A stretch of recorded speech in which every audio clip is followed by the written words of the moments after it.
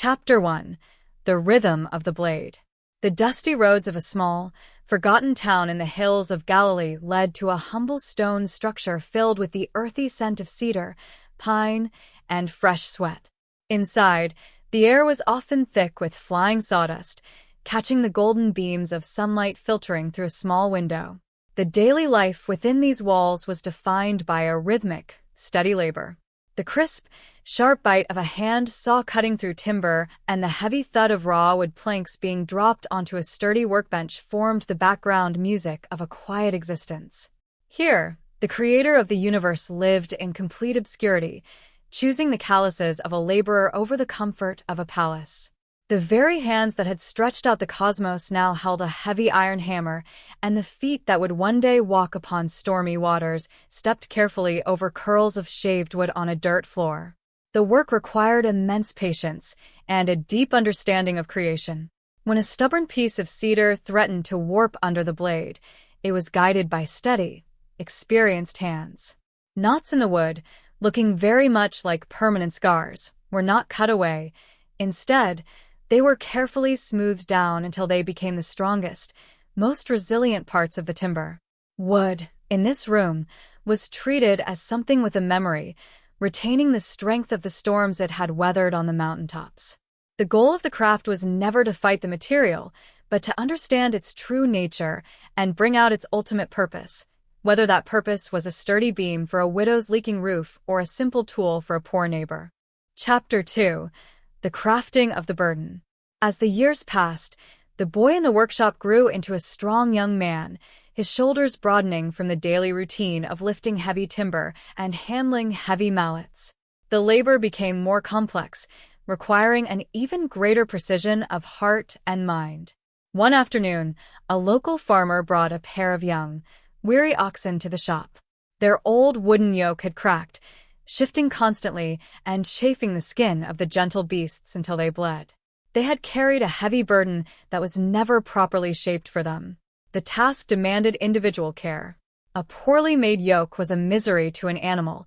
If it was too tight, it bruised. If it was too loose, it created painful sores. To fix this, the neck of each animal had to be measured with perfect accuracy so they could pull together as a balance team.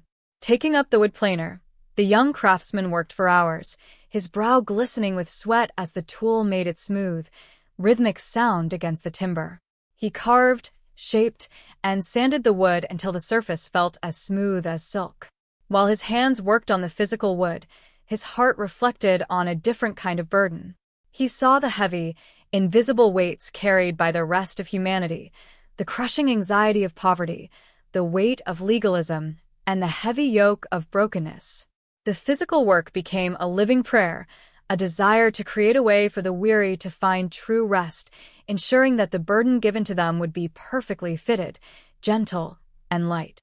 Chapter 3. The Shadow on the Wall.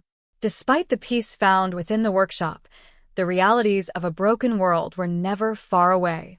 From the open doorway, Roman soldiers could occasionally be seen marching along the distant highway, and whispers of political rebellion regularly drifted in from the local marketplace. The peaceful routine of manual labor was always moving toward a larger, divine destiny. One evening, after the tools had been laid down, the young man remained alone in the workshop. The moon rose over the hills, casting long, dramatic shadows across the room. A large, upright beam of timber was leaning against the stone wall, and a smaller piece of wood lay horizontally across the workbench. As the moonlight hit the workspace at a specific angle, the shadows of the two timbers merged upon the mud brick wall, forming the distinct silhouette of a cross. Stepping closer to the shadow, a palm was placed against the rough, cold wood. There was a deep, silent recognition that every splinter pulled from working hands during the day was a small foretaste of a much sharper pain to come. Every heavy beam carried on youthful shoulders for a customer was preparing those same shoulders for a weight that would alter history. In the quiet sanctuary of the home, a mother watched this silent contemplation. She carried her own secret sorrow, remembering ancient prophecies of a sword that would pierce her soul. Yet, in that quiet moment, there was a shared, unspoken agreement that the timing was perfect and that the hidden life was a necessary preparation for the ultimate sacrifice. Chapter 4. The Threshold of the New Journey. The long years of hidden labor eventually drew to a quiet close. The elder carpenter, having fulfilled his sacred duty as a protector and teacher, passed away peacefully, leaving the tools entirely in the hands of the young man. For a time, the workshop continued its quiet operations, and the savior of the world was known to the community simply as the local carpenter. He did not look down upon these decades of manual labor. Instead, he sanctified them, proving that no task is too small or too mundane when it is done out of pure love and obedience. Eventually, the time for hiding came to an end. A voice was crying out in the wilderness, signaling that a new season had arrived.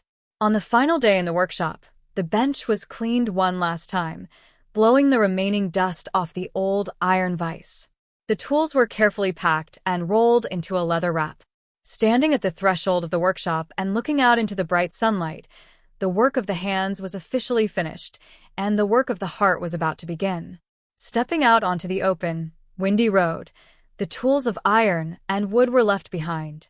What remained, however, was the patience of a true craftsman, the humility of a servant, and the calloused hands that would soon heal the sick, comfort the broken, and ultimately be nailed to a tree to restore mankind.